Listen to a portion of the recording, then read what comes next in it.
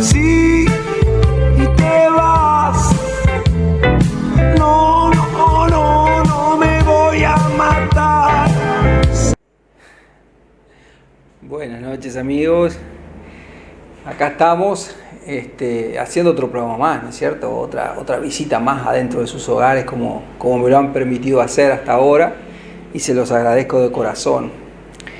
Se lo agradezco tanto que la verdad que a veces uno tiene obligaciones que no me pongo a pensar por qué me llegan, y es por la cantidad de agradecimientos que uno tiene y explicaciones. Entonces hoy debería agradecer a 1.872 personas que mandaron sus comentarios, pero de ahí solamente saqué algunos. Por ejemplo, el de la señora Angelina, que la verdad que vale la pena. No lo voy a desarrollar todo porque es muy largo, pero sí le voy a contestar. Luisa también, que me habla sobre las obras, que tiene mucha razón. También Cardoso, que me habla también sobre el tema de las empresas que están trabajando y que no son del departamento. Ferreira, que me hace sus comentarios tratando de explicar aún más las condiciones por las cuales se están dando los temas más de importancia, como lo que es la crecida grande que hubo del arroyo de la Cañada de los Hornos, mejor dicho. El edil Carlín Susalle, que la verdad que lo aprecio mucho, es una muy buena persona. Algún día va a ser colorado seguramente, porque hoy es del Frente Amplio, pero va a ser colorado, pues. Tiene todo el perfil para ser una persona, un buen dirigente. Esto es jocoso, es mi saludo, ¿no? Mónica, que me habla de su experiencia, y que Mónica Jacqueline, que me habla de su experiencia, explica también una cantidad de temas después de escuchar el programa que estaría bueno incluirlos, pero a veces no nos da el tiempo, no nos da el tiempo para todo. Pablo, que Pablo hace su aporte y que se comprometió a hacer una música de fondo porque dice que no le gusta a Memphis la blusera, pero bueno, lo estoy esperando. En total son 1.872, o sea que hay para mucho. Sobre lo que me pregunta Angelina, voy a tratar de ser cortito porque los temas son variados. Hoy hay mucho tema en lo que es internacional, nacional y local. Entonces vamos a hablar un poquito sobre lo que me pregunta Angelina, que se relaciona con la historia del Uruguay, cuando hablamos con el edil que nos visitó la semana anterior del Frente Amplio, que le agradezco mucho su visita, un excelente profesional, el jefe de la oficina de trabajo.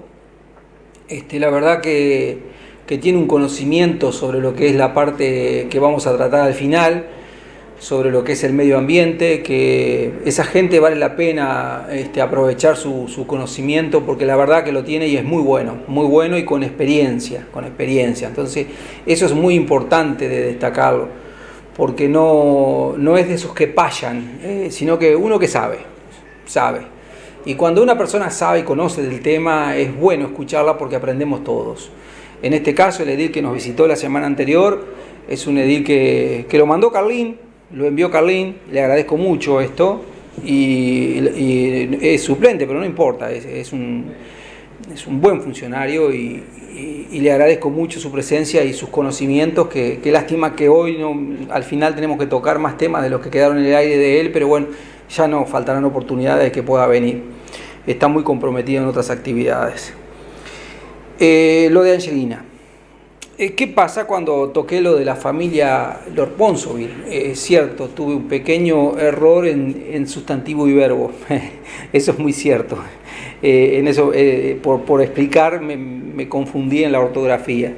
Cosa normal cuando uno medio se exalta. En eso pido disculpas. Cuando dije que robar era un sustantivo, de robar no es un verbo. Bueno, es ese pequeño detalle. El otro detalle es algo que hablaba sobre Leandro Gómez, y sobre Leandro Gómez el concepto de toda la explicación fue la unidad entre aquel momento que Leandro Gómez practica junto con el coronel Piris, él era también coronel, y practican esa unidad por la bandera, por el país, por la patria, por las instituciones, dan su vida. Piris, el Colorado, con su equipo muere él personalmente el día 31 de diciembre, una fecha espantosa, ¿no? Y el 2 es asesinado Leandro Gómez, pero no fue asesinado de porque sí, fue asesinado después que le hicieron una mentira de que se había hecho la paz, de que se solucionaba todo lo demás, y se metieron dentro del bloque de 6 cuadras por 2 que tenían ellos sitiada en Paysandú, después de habérsela querido echar abajo los portugueses y defendidos por la gente de Manuel de Rosas, que yo comentaba que Manuel de Rosas había colaborado mucho, porque si ustedes se acuerdan que los argentinos tenían un problema, eran 3 tipos de argentinos, estaban los que eran los federalistas, estaban los unitarios y estaban los porteños, por decir una palabra, que eran una mezcla de que mando yo y acá mandamos nosotros, y era una mezcla, era tremendo, los tiempos que se vivieron en ese periodo eran...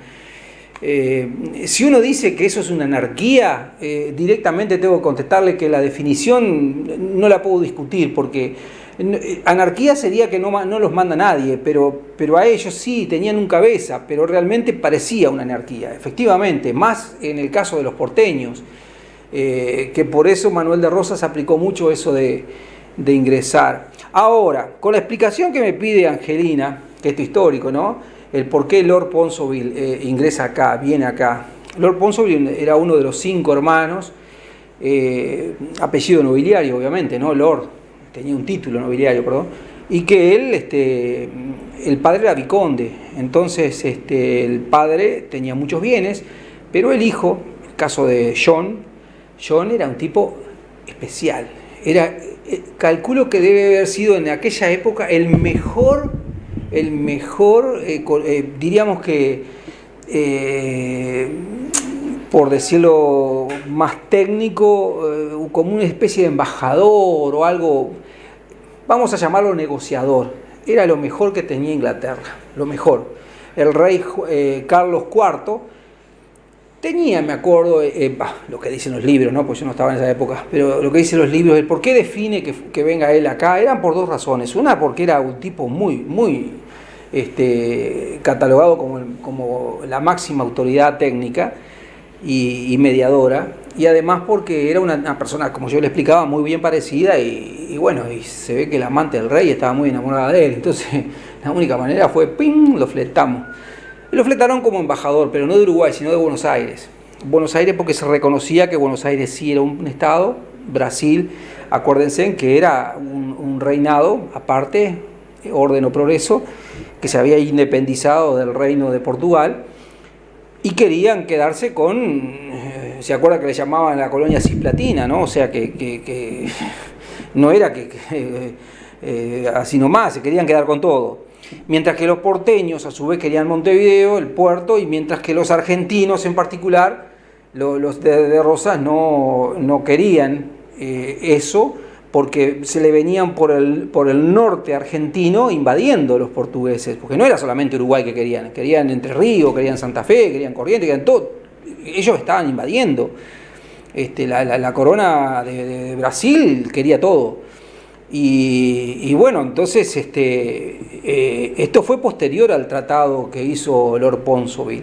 Porque, ¿qué engatilló este problema? Lo engatilló que en el tratado de Lord Ponsonby lo que pone cuando se crea Uruguay, es el país tapón que se crea, era porque justamente las condiciones mínimas que se exigían eran, obviamente, antes tengo que explicar una cosa, Buenos Aires tenía 20.000 habitantes, no era una gran cosa, Montevideo no alcanzaba los 5.000 habitantes, eran ciudades de demografía chica, por la época propia, ¿no? Pero los tiros valían lo mismo que los tiros de ahora, entonces se mataban a tiros así nomás, cuchillas. Entonces, ¿qué pasa? El puerto de Montevideo era algo muy estratégico para la salida al mar, tanto de todo lo que venía del Paraná como lo que venía del Uruguay, era importante. Entonces los ingleses, los británicos, no eran ningunos chambones, los franceses menos, ellos buscaban el negocio.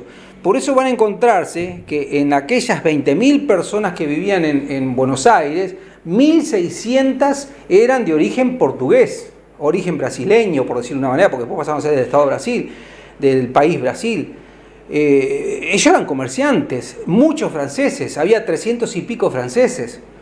Ustedes se acuerdan de que los franceses, hay inclusive un tango de Carlos Gardel que dice che madame que parlas en francés, eso hay que tener muy en cuenta a veces lo que eran los cantos de la época, porque claro, venía todo el comercio para acá y ellos querían manejar el comercio, y el puerto de Montevideo, el lugar, el sitio de Montevideo, la entrada del estuario del Río de la Plata era Montevideo, entonces se lo querían, y ahí estaba el problema. Y los ingleses, que eran netamente comerciantes, por eso había 1.600 vecinos, por decir una manera, en Buenos Aires, y había 600 y pico en Montevideo, en toda la costa del Uruguay.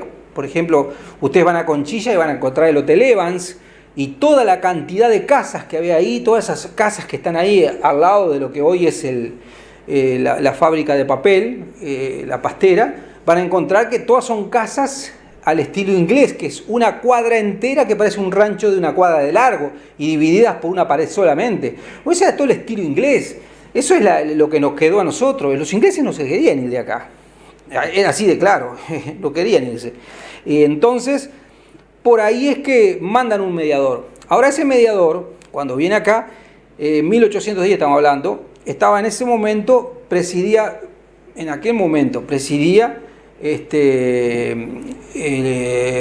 Bernardino Rivadavia en Argentina, pero quien había sido abocado a la tarea esta de regularizar todo esto era Dorrego. Cuando va Ponsonby, y también le cuento que Ponsonby se hizo novio de la hija de Bernardino Rivadavia, que después tuvieron sus amoríos, ¿no?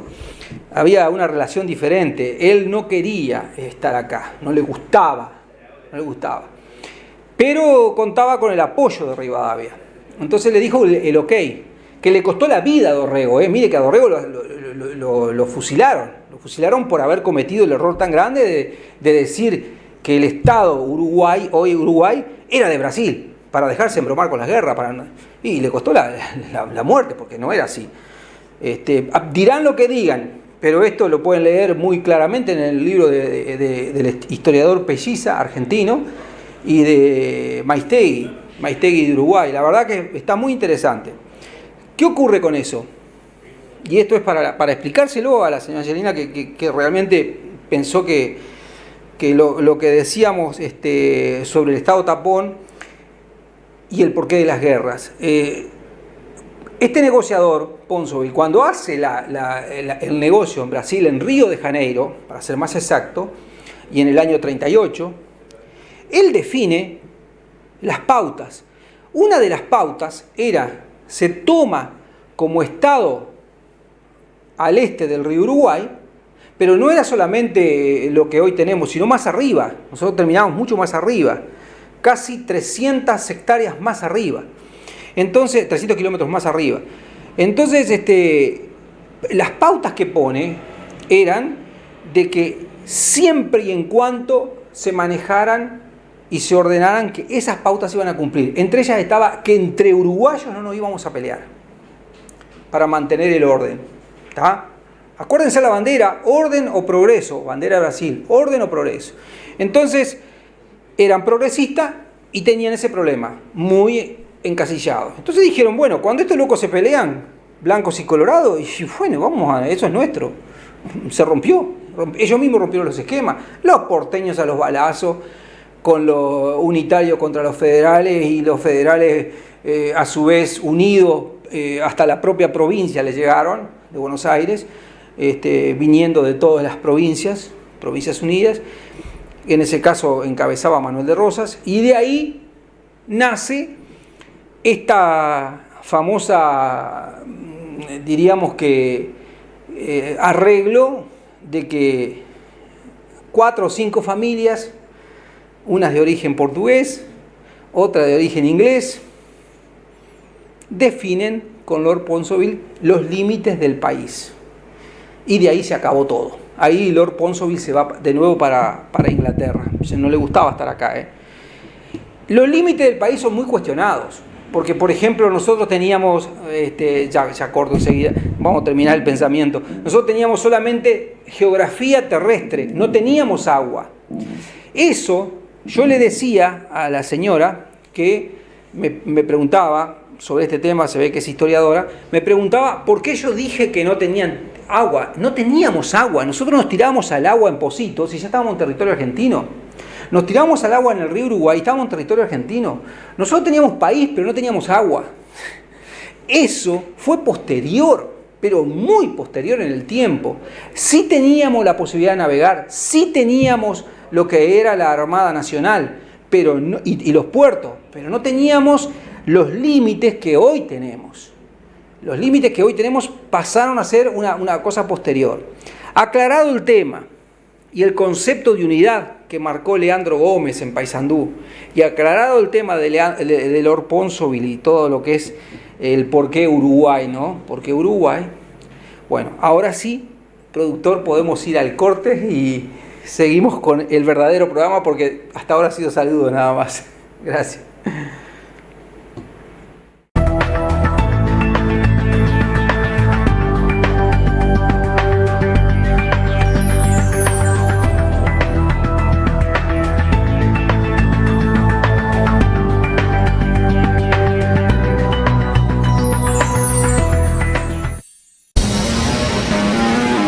Inmobiliaria Fomento te ofrece belleza y tranquilidad natural para tus vacaciones durante todo el año en costas de Playa Fomento. Años de experiencia y responsabilidad. Teléfono 4587-2100. Celular 098-707-172. 098-747-181. Sobre Ruta 51, Balneario Fomento, Colonia. Por consultas, inmobiliariafomento@gmail.com. Inmobiliaria Fomento.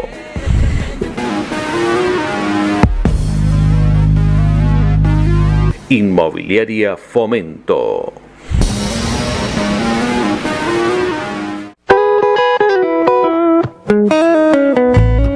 Soda Chaná, desde Mercedes para la zona. Sifón de 1,5 litros y sifón de 5 litros sin gas.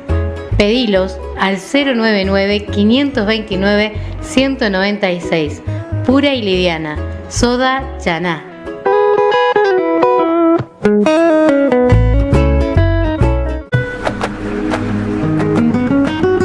Servitotal, sanitaria, electricidad, albañilería, limpieza de tanques, graseras, hidrolavados y todo lo que usted necesite para tu hogar o empresas en ciudad o campaña.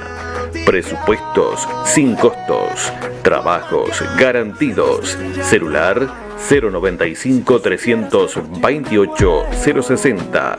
Servitotal de Jorge Pachev.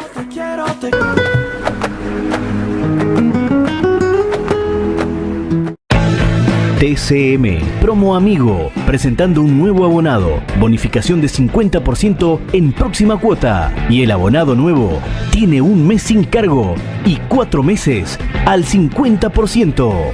TCM, tu cable amigo. Colón 329, teléfono 453-26864. Pizzería, chivetería y roticería. La Gran Manzana. Delivery 4531-8339. Celular 099-349-423. Pizzas, milanesas, chivitos, hamburguesas, sándwiches calientes y más. Abierto mediodía y noche. Casinoni y de Tomasi, frente a Manzana 20. La Gran Manzana.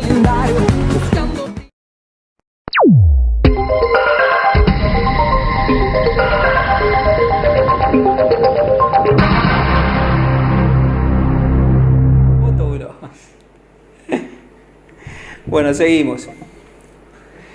Hoy el productor no se puede creer, el productor me hace reír y bueno, es un programa divertido. Además de que me gusta pelear a la gente, me encanta hacerlo enojar, pero bueno. Vamos a poner la foto 1 del amigo productor que la tiene preparada ya, para que más o menos vean eso. eso que está ahí es algo que el viernes entró en funciones Donald Trump. Ya es presidente de los Estados Unidos Donald Trump. Donald Trump ganó por una muy mínima diferencia y en algunos estados perdió. Pero por la famosa ley que tienen electoral ellos, que no va en la cantidad de votos que tenga, sino en la cantidad de electores que tenga, electores, que significa que cada estado tiene determinada cantidad de electores, él ganó en electores y ganó la presidencia. Entonces Hillary Clinton, que era la contrincante, en algunos lugares tuvo muchísima cantidad de votos, pero no logró los suficientes electores como para llegar a ser presidente. Por lo tanto, ahora tenemos a Donald Trump de presidente, el cual, desde mi punto de vista, le deseo lo mejor, porque es una persona muy cuestionada. La prensa latinoamericana, no sé por qué, se le ha volcado en contra, y el tipo, la verdad que a Uruguay le ha ayudado mucho, sin ser nada. Él, por ejemplo, cuando el famoso problema de Argentina, yo me acuerdo estando en Maldonado, cuando tuvo problemas con la Junta Departamental de Maldonado por la construcción de las Torres Trump, que todo el mundo, no, que nada, iban muy arriba y todas esas cosas. Entonces yo le decía, bueno, está bien, pero el hombre está haciendo obra, y fue una expansión de obra tremenda, fue el mayor pico de obra de construcción que hubo en Maldonado, gracias a la cantidad de obras que salieron por añadidura, por decirlo de una manera, porque al generar trams, al crear trams, una obra como la que hizo y la que va a seguirla continuando, haciéndola en el futuro, eso se cotizó y se empezaron a crear una cantidad tremenda de obras. Entonces le dio un impulso en la construcción muy grande, por eso que Maldonado fue el pico de construcción más grande, pero por décadas, y lo va a seguir haciendo, lo va a seguir siendo, porque realmente ya ahora se extendió a lo que es tanto para el lado del oeste, Punta Ballenas, como para el lado del este, que es la parte como es de la Laguna del Sauce, o sea, para el otro lado. Bueno, la verdad que no podemos decir nada de que Trump para nosotros va a ser un excelente administrador, como lo ha sido hasta ahora, y una de las cosas que a mí me gustó en lo personal, es que dijo, bueno, y acá caen muchos los uruguayos, todo lo que se construye para los Estados Unidos, lo hacen los Estados Unidos. O sea, no tenemos por qué llevar los coches, construirlos en China y traer los coches para venderlos más baratos en Estados Unidos. No, los coches que se usan en Estados Unidos se hacen en Estados Unidos. Lo que se consume en Estados Unidos se hace en Estados Unidos. Es una manera de generar producción, de generar fuentes de trabajo. El estadounidense estaba perdiendo su famoso sueño americano porque se le estaba yendo el trabajo. Y mucha gente, muchos de acá, uruguayos, argentinos, latinos, se iban en su mayoría en bandadas para allá, ni que los cubanos con el pie mojado, pie seco, que se iban todos por la ley de cómo es el presidente Obama. Y resulta de que las cosas no funcionaban, porque si bien es cierto que le dio un impulso a la salud, si bien es cierto eso, el americano estaba desatendido. Y nosotros acá lo vemos y lo palpamos en Mercedes. En Mercedes, por ejemplo, lo vemos. Tenemos una obra grande, como es la famosa peatonal o semipeatonal, y lo están haciendo empresas de Montevideo. Esa plata no se queda acá, esa plata va para Montevideo. Aunque le paguen el salario de 8.000 pesos o 16.000 pesos que le pagan a los funcionarios al mismo sueldo municipal, eso va para Montevideo. En las calles de tanto la Cañada, como es el barrio Hipódromo, Postiglione, son barrios que se están haciendo en las calles, estás reparando eso, y lo están haciendo empresas de Montevideo. Y nosotros, acá en Mercedes, en Soriano, ¿no hay empresas para hacerlo? ¿No tenemos la capacidad de empresas para hacerlo? Que yo sepa, hay muchas empresas constructoras en Mercedes. Sin embargo, no, lo hacen gente de Montevideo. Y lo que es peor, que a mí eso me duele mucho, viene digitado, porque el tema viene digitado, como es una cosa del gobierno central, y allá no sé, pero viene digitado. Entonces, yo hablo con cualquiera de los muchachos de la construcción de acá, y están parados. Y es lo mismo que pasa hoy con el tema de lo que pasó con Obama. Estaban todos parados porque todo se hacía en China. Y los de Estados Unidos no tenían trabajo. Entonces, ¿quiénes tenían trabajo? Aquellos que iban a lavar platos, a hacer una vereda, a cortar el pasto de un jardín, a pintar una pared. Ese era el trabajo que hacían los uruguayos. Entonces, ganaban lo que no ganaban acá. Ganan, porque ganan un promedio de 2 a 3 mil dólares por mes. Pero el americano no tenía eso. No tenía cómo. Entonces, yo pienso que Donald Trump es algo parecido a lo que está pasando acá en Mercedes. Por ejemplo, Bascú, no lo voy a comparar a Donald Trump con Bascú, pero por ejemplo Bascú, ¿cómo puede ser que permita que las empresas que vengan desde el gobierno central vengan a trabajar acá en Mercedes? Y bueno, y él lo dice que sí. No vienen porque él las pidió, vienen porque las manda el gobierno central, pero me parece que tiene que haber un parate ahí. Y me parece que muchas veces la Junta Departamental, esta Junta Departamental que tiene 31 edil, que dicen que trabajan mucho, cosa que me consta, algunos trabajan muchísimo, pero no en lo que le corresponde. Y cobran indebidamente, pero no en lo que les corresponde. Vamos a entenderlo, porque una de las cosas que deberían hacer es cuidar un poco las fuentes laborales del departamento. No, están cuidando otra cosa.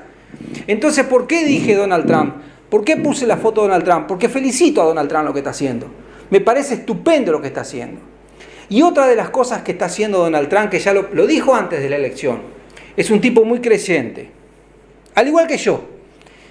Y una de las cosas que dijo, algo que lo dijo también el presidente de Rusia, Putin. ¿Qué dijo Putin? Fue algo muy fácil. Si vienen todos los que vengan de origen sirio, árabes, todos los que quieran venir, pueden venir. Pero acá, en Rusia, se van a vestir como rusos, van a estar como rusos, van a educarse como rusos y van a hacer todo como rusos. Ahora, dentro de las casas de ellos que hagan lo que quieran, pero en la calle no. ¿Por qué? Porque usted iba al supermercado y se encontraba con una mujer que no se le veía los ojos, toda tapada, todo lo demás, en Rusia. Y decía, ¿y esto qué? O de repente los tipos llegaba 4 veces al día, iban por donde iban, se paraban, pum, a orar a Alá. Y él decía, está bien que lo hagan, pero háganlo en la casa de ellos. Acá en Rusia se hace como hacen los rusos, y si no se van. Y aplicó directamente la ley. El que lo hace es contra la ley. Si está contra la ley, lo sacamos, chum, para afuera. Esas son cosas que nosotros tenemos que hacer para mantener nuestra cultura. Nosotros acá tenemos libertad total en lo que es religión. O sea, cualquier religión tenemos. Pero tenemos que también tener un cuidado para defender lo nuestro, lo que pensamos nosotros. Recuerden, somos dependientes de una religión que nos trajeron los españoles, que era el cristianismo. Bueno, la mayoría somos cristianos, la mayoría respetamos la religión cristiana. De repente capaz que estamos todos equivocados, pero yo defiendo mi religión, pero no por eso voy a salir a la calle a flamear una bandera, que yo diré, o vestirme como se vestía Jesucristo. No es lo que nos pide tampoco. Lo único que nos pide es que hagamos obra, y es lo que intentamos hacer con este programa. Muy bien, seguimos con la foto 2, que es algo que duele mucho, que se cumplió el día, unos dicen 17, otros 18, legalmente es el 18 de enero, según la jueza Salgado, que era la ex señora de él,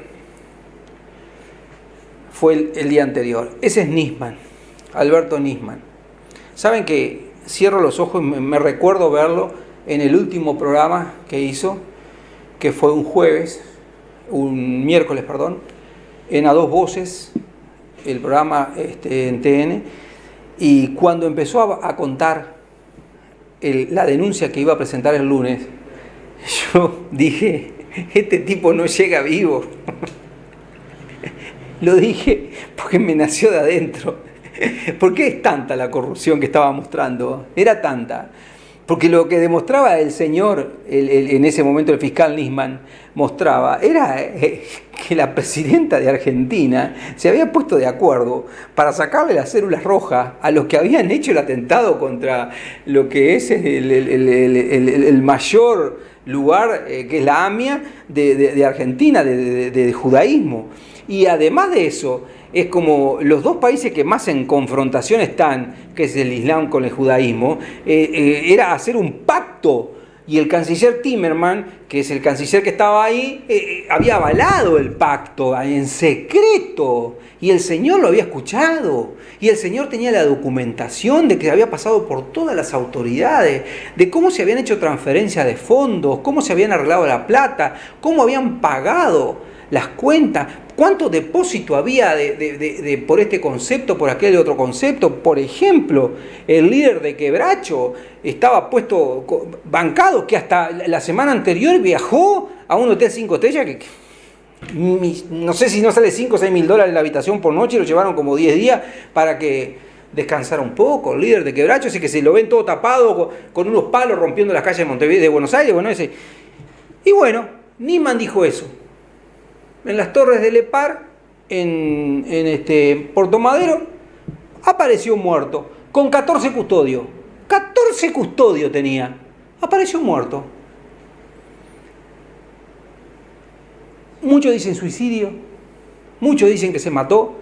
Y yo quiero darle un pequeño homenaje a un ser humano que brindó una vida entera para una causa, que era una causa muy nacionalista, que es mostrar lo que es del pueblo, lo que el pueblo honestamente había logrado y cómo el gobierno de turno se lo había desbarrancado con estos acuerdos, y levantar lo que todos sabemos, que si una persona es requerida internacionalmente a través de las fuerzas policiales, FBI, llámese Interpol, lo que sea, en este caso eran las fuerzas de Interpol, que lo tenían con las células rojas, con eso el tipo estaba mostrando que el gobierno había hecho estafas, había robado, y apareció muerto. Entonces, esas cosas ojalá se aclaren, porque yo en lo personal no creo que Nisman se haya suicidado, no creo. Para mí lo recontramataron para que no se descubriera todo el destape que ahora se está descubriendo de lo que fue el kirchnerismo en Argentina. Seguimos con la foto número 3, porque ¿qué pasa? Las cosas se suceden en los países. Ese señor que está ahí es Teori Zavascki, el apellido de él, es el juez brasileño que ayer también murió. ¿Saben lo que hizo ese juez? Algo muy parecido a lo de Nisman. ¿Por qué lo relaciono? Porque mueren, los matan. No tengo que decir los matan porque no estaba dicho bien, el parte policial dice que fue un accidente. Como el cuento de las películas Cowboy, de las películas de los Gunter, dale, hacerlo desaparecer y que parezca un accidente, ¿eh? Así de, bueno, acá realmente pasa lo mismo, pareció un accidente. Un avión sale de Río Janeiro para Paraty, el lugar que está muy cerca, o sea, del lado sur de Río Janeiro, sale el avión con 4 personas, ¿no? De las cuales el avión cae al mar. Y muere, pero no solamente muere, sino que el avión estaba lleno con todos los documentos que él iba a presentar, porque ¿qué pasa? Desde el presidente Lula y los mayores empresarios brasileños cayeron por el famoso Lava Jato. ¿Qué es el Lava Jato? ¿Qué es el famoso Lava Jato? Fue la corrupción más grande que hubo a nivel de construcción de Latinoamérica, en la que esta empresa que se conoce como la del Lava Jato, que entró en Argentina, no me acuerdo bien el nombre, pero a ver si logro más o menos con el ayuda a memoria encontrarlo, pero realmente, bueno, no lo voy a encontrar ahora porque si no me pierdo de hablar. El tema de la empresa en Argentina mostró 600 licitaciones corruptas, 600 licitaciones, y acá en Uruguay tenía muchísimas licitaciones. La mayoría de las licitaciones, que entre ellos está la obra de la central de ciclo combinado, que están las obras en Maldonado, que están las obras de la famosa sistema de gas, la regasificadora, todo eso lo hizo esta empresa. Entonces, claro, resulta que los corruptos son los argentinos porque lo están descubriendo, los corruptos son los brasileros que lo están descubriendo. Y en Uruguay, que también hay ahora, esta empresa pidió la ley, acogerse a la famosa ley del arrepentido. La ley del arrepentido es: yo voy y digo todo lo que pasó y a mí me reducen la pena. Eso es la ley del arrepentido. ¿Qué pasa? Él presentó, llevaba toda la documentación el lunes, o sea, hoy se reunían en el lugar, voy a leer el lugar porque la verdad que no me acuerdo bien, porque realmente cayó en Paraty, pero donde ellos iban era a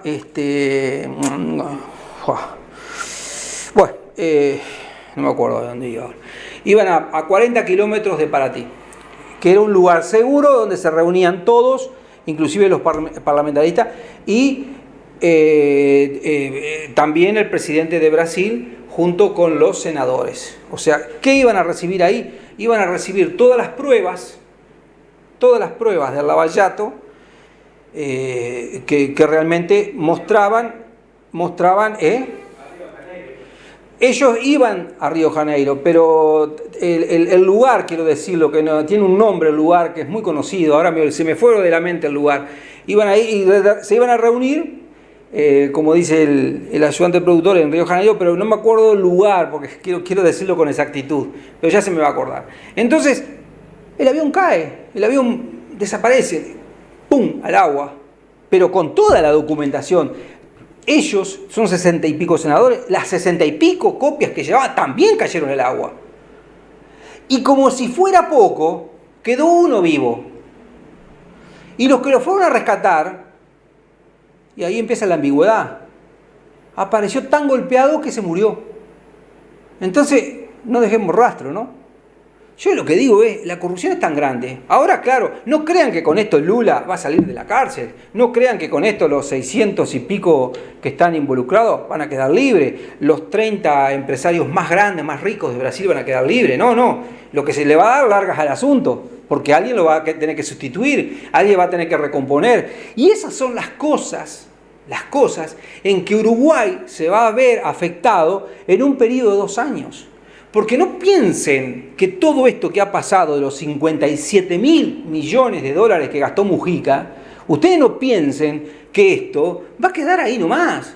Alguien va a salir a pedir cuentas, alguien va a salir a pedir recibos, alguien va a salir a decir, bueno, lo de ANCAP, muéstrenme, lo del presidente que compró un avión que si usted se fija, pero hágalo usted, fíjese por la foto del avión, por la foto que tiene una cantidad de letras clave, ¿tá? Ese avión desde el año 2013 pertenece a la Fuerza Aérea Uruguaya.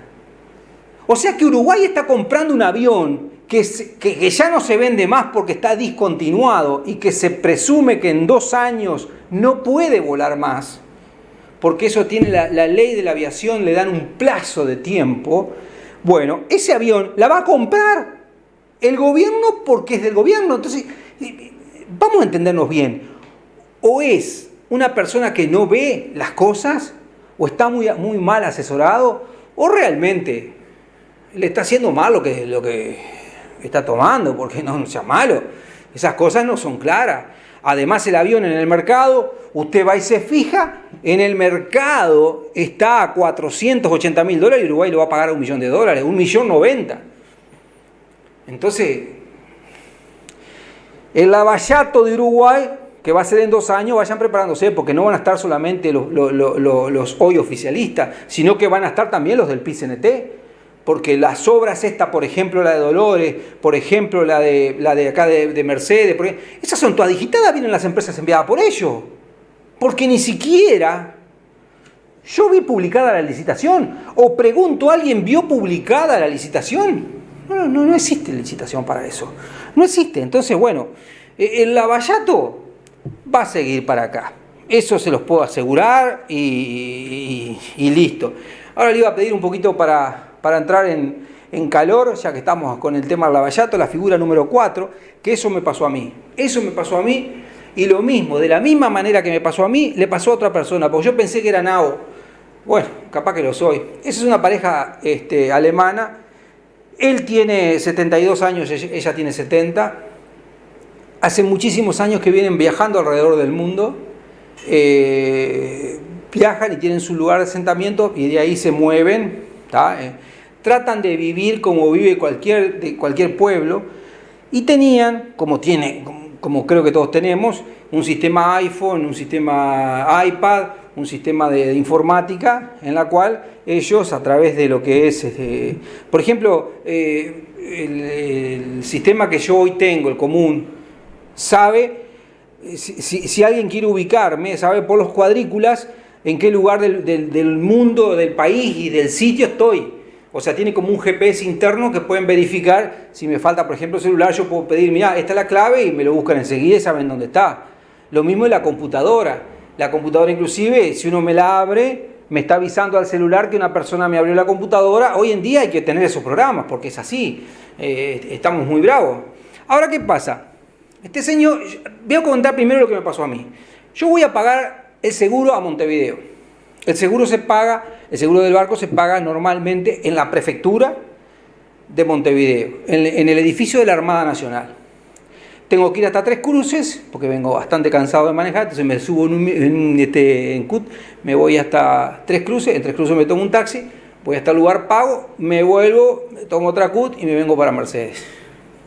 CUT o agencia, la compañía que sea. Así es más o menos como hago lo normal todos los meses. Ahora resulta que no es mucha plata, escúcheme, a ver, seguro es poca plata. Que no se puede hacer por tarjeta, no se puede hacer por transferencia. En eso la Armada Nacional está un poquito vieja todavía en tecnología. Ellos tienen que ir con la mano y tener un recibo a mano. Bueno, hago el trámite, voy. Cuando en Tres Cruces bajo, están todos los taxímetros y tomo el que me toca a mí, porque hay que hacer una cola y a uno le da el que le toca. Pero todo eso está filmado, Entonces subo al taxi que me toca, le digo voy a tal lado. Cuando agarra para otro lado por Boulevard Artigas, agarra para arriba, le digo, ¿para dónde vas? Yo te pido para ir al puerto. Ah, te entendí más, pensé que era el puerto del Cerro, me dice, nada que ver. No, el puerto de Montevideo, le digo. O sea, el tipo me quería pasear, me llevó al puerto. Entonces yo veía que él por el celular se comunicaba, pero como esas son cosas raras que no se deben hacer, pero bueno, lo estaba haciendo, se estaba comunicando. Cuando llego al lugar, me doy cuenta, le digo, ¿dónde? Me dice él, muy atento, ¿no? ¿Dónde te bajás? Allí donde están los cañones, esos dos cañoncitos, que uno va al puerto, va a ver que están los cañones viejos afuera, que son unos adornos. Entonces le digo, ahí, dice, te dejo acá mejor porque ahí no se puede parar. Yo muy bobo, dije, está lleno de gente ahí. Cuando abro la puerta me atropellaron 400 para entrar al taxi, porque todos querían el taxi. Bueno, pasó. La cuestión que el taximetrista se me quedó con la billetera. Entre todos los mundos, se me quedó con los documentos, se me quedó con todo. Cuando voy a pagar allí, le digo a la muchacha, mire, me hago presente, pero recién en este momento me acaban de robar. Me acaban de robar. El taximetrista se fue con todo. No me dio tiempo a nada. Porque puse así en el asiento, saqué lo que necesitaba, cuando saqué lo que necesitaba, que se lo pongo, arrancó el taxi, cuando arrancó el taxi, la puerta abierta, quise manotear y se me había ido, marché y no lo encontré más. Bueno, ustedes imagínense una persona así en Montevideo, solo. ¿A dónde voy? Ahí es donde uno se da cuenta de la dependencia que tenemos de los documentos, de las tarjetas de crédito, de todo. Porque claro, ¿cómo iba a retornar? No tenía boleto. ¿Cómo iba a tomar un taxi si no tenía para pagarle? Entonces ahí a 2 cuadras hay una comisaría, que es la comisaría primera. Hice la denuncia. Con la denuncia, todavía por suerte estaba abierto el banco. Fui al banco y dije, mira, hice la denuncia de esto. No tengo documento, no tengo nada, pero podés verificarlo. No me podés arreglar para darme un adelanto o algo de mi cuenta para ver si puedo pagar el pasaje. Y así fue que pude regresar y hacer todos los documentos nuevos. Perdí todo, ¿no? Todo. Perdí todo. Libreta a conducir, todo, perdí todo. Bueno, a estos alemanes le pasó exactamente lo mismo. La señora se baja, saca el cambio, él, como estaba lleno de aparato, le dice a ella, ¿para qué te ayudo? Como venía en la puerta de adelante, abre la puerta, se baja, la va a ayudar a ella, cuando la va a ayudar a ella se va, el taximetrista tiene que sacar a la mujer, se le va con todo. Y eso lo hace la denuncia. Cuando hace la denuncia, por supuesto que hace el mismo procedimiento que el que yo hice, pero debe estar filmado en Tres Cruces. Yo fui a Tres Cruces y me dicen, sí, está filmado, sabemos cuál es, pero esto sin orden judicial no se hace. Y a mí me hablan que hay seguridad. Después me dice el mismo tipo, la persona de ahí me dice, lo que pasa que se hizo un convenio con la patronal de taxis y todos los que están en la cárcel, que tienen buena conducta y les da por venir a trabajar a taximetristas, no pagan impuestos y es un convenio para poder descongestionar las cárceles. Me quedé sin palabras. ¿Para qué voy a hacer una denuncia? ¿Para qué? Ya la había hecho la denuncia, pero ¿para qué? El policía me dijo lo mismo que le dijo a los alemanes. Y bueno, no podemos hacer nada más que tomarle la denuncia. A mí me dijeron lo mismo. No podemos hacer nada más que tomarle la denuncia. ¿Para qué? ¿Sirve para algo? Y no es culpa de Bonomi.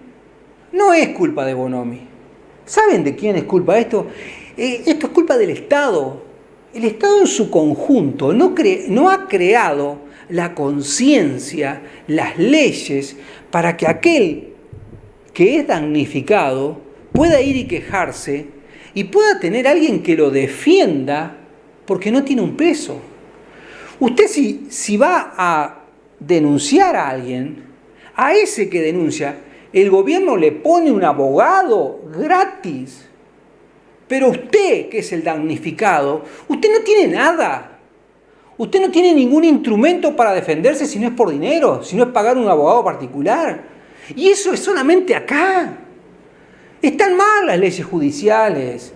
No defienden a la gente. Usted no tiene cómo defenderse. Usted no tiene, si no tiene un abogado, no tiene plata, usted no tiene cómo pagar un abogado. Entonces el chorro, al ser defendido y usted no ser defendido, el chorro salió de ahí y lo saluda, chao loquito. Es así, y todavía ahora han instruido, han acelerado, han potenciado la enseñanza a los menores de edad, cosas que los menores de edad entran y salgan por otra puerta. O sea, las leyes están mal. Yo no lo culpo a Bonomi. Sé que mató a un policía, y sé que lo mató por la espalda, y sé que es ministro del Interior, jefe de la policía, y eso queda muy desprolijo. Pero es otra historia aparte. Yo voy a la ley. La ley es que nosotros no tenemos un defensor. Nadie nos defiende. Entonces en su casa, usted que está en su casa, se tiene que llenar de rejas. Porque si a usted van y lo roban, al que van a defender es al que lo robó. No a usted que estaba en su casa y que fueron, le dieron una piña o algo, le robaron todo, le afanaron todo y todavía aparte de eso tiene que ir a hacer la denuncia, convencer al policía de que no es, y bueno, y es lo que podemos hacer, no, lo que podemos hacer no es agarrarlo, pero lo que pasa es que si lo agarran y el tipo aparece con un rasguño o algo, el policía termina procesado y seguramente echado de la fuerza, porque el que no se defiende es al policía, no se defiende al que actúa. Se defiende al chorro, se defiende al bandido. Solamente eso ocurre en Uruguay. Nos están enloqueciendo. Yo estoy deseando, por favor, que este gobierno reaccione. Yo no puedo creer que Tabaré Vázquez le dé por ir a pescar, le dé por irse a pescar a la desembocadura del río y no se dé cuenta de estos problemas. No se da cuenta. Porque si se diera cuenta, no podría salir. Claro, él sale y tiene toda la Fuerza Armada, toda como es la Armada Nacional, quiero decir, custodiando las costas para que el señor pueda pescar. ¿No? Y mientras tanto los bailes, no tenemos marineros porque están abocados a otras tareas. Es así, es así. 542, número de la lancha de prefectura. Así de claro se lo digo. Seguimos, señor, con la foto número 5 y ahora pasamos a otro tema antes de ir al corte, porque ahora si quiere podemos, para no enojarnos más. Eso que está ahí. Eso me costó a mí una discusión con un candidato a intendente del periodo anterior. El candidato me mandó un mensaje personal diciéndome: estoy enojado contigo porque no hace 25 años que nadie hace nada. Ese es el arroyo, la Cañada de los Hornos, que está totalmente desbordada. Si quiere seguir, podemos seguir poniendo la foto que continúa, que es las 6, las 7 y la 8, que van a ver que realmente la Cañada de los Hornos, que ahí la ven, en ese lugar, ahí pueden apreciar, está totalmente tapada, sucia y no tiene ninguna canalización. No tiene ninguna canalización. Es una trampa para el transeúnte, es una trampa para cuando llueve, es una trampa para que ahí haya cantidad de insectos y problemas, y después cuando ocurre una lluvia intensa como la que ocurrió el otro día, terminemos en ir a la pobre María Fajardo eso es el vertedero, la parte que sigue. Tenemos que ir al servicio social a pedirle a María Fajardo, que anda como loca tratando de solucionar problemas, para que nos dé una mano. Yo lo que voy es a esto. El candidato a intendente se enojó porque yo dije, hace 25 años que no se hace nada. ¿Y sabe qué? Hace 25 años que no se hace nada. Porque una cosa, y se lo expliqué técnicamente, una cosa es entubar y otra cosa es canalizar.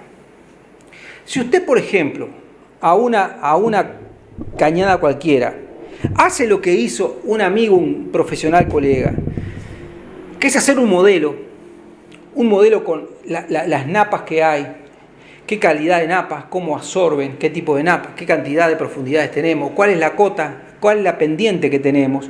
Entonces nosotros, en relación a eso, que eso es la naturaleza, lo que nosotros hacemos en relación a eso es construir un mejor camino para el agua, ¿tá?, sin tocar las cosas naturales, que son las que realmente es cuando acuden los temporales y las crecidas y todo lo demás.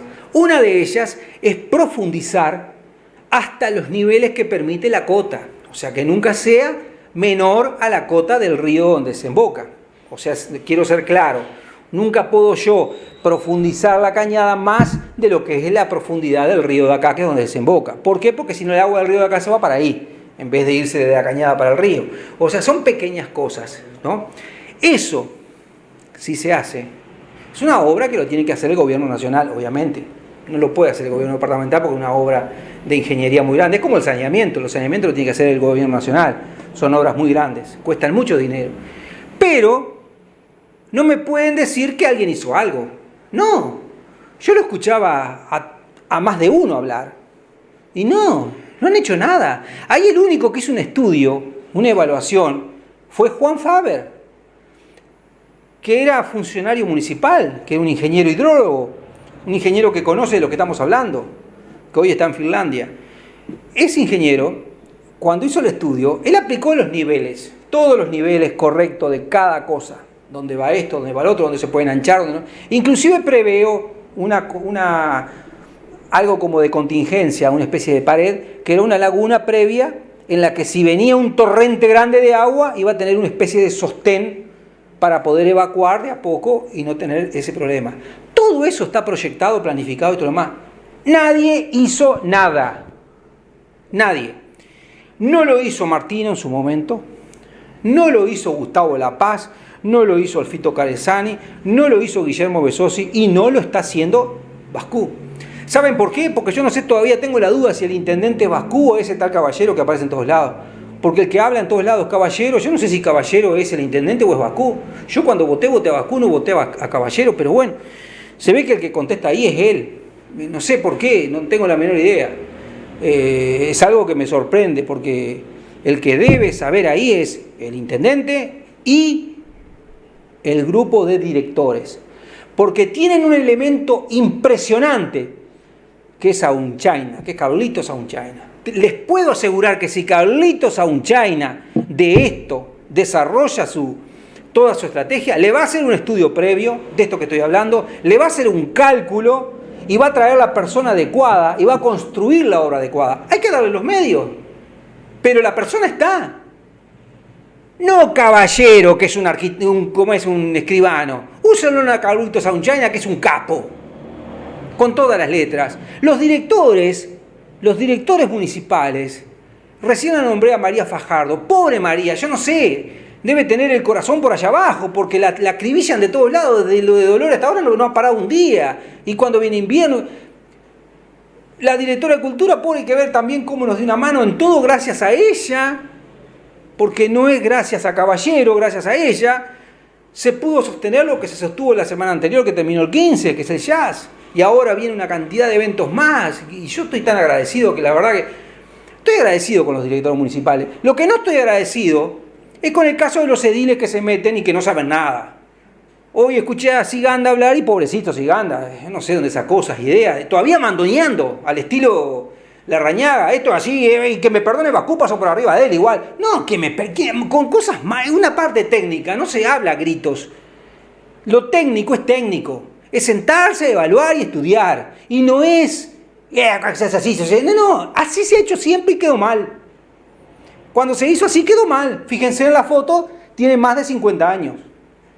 Y se fijan en la foto ahora y tiene el mismo tiempo. Se me acabó. ¿Me queda algún otro corte? No. Bueno, me quedó el basurero como siempre. Me quedó el tema del basurero que se lo quería explicar. Traje la foto y todo de cómo se hace para hacer la separación de la basura, cómo se prepara y cómo se vende y cuánto se paga en el extranjero. Se paga solo el basurero. Pero bueno, quedamos para el próximo lunes. Espero que no les haya hecho doler mucho la cabeza. Espero que no aparezca otro Nisman, que no aparezca otro caso más como este de Brasil. Y bueno, y cuando les llegue a los uruguayos, que no los terminemos matando. Me equivoqué, accidentando. Y que pierdan la vida. No, que se logre llegar a la verdad. Muchas gracias y buenas noches.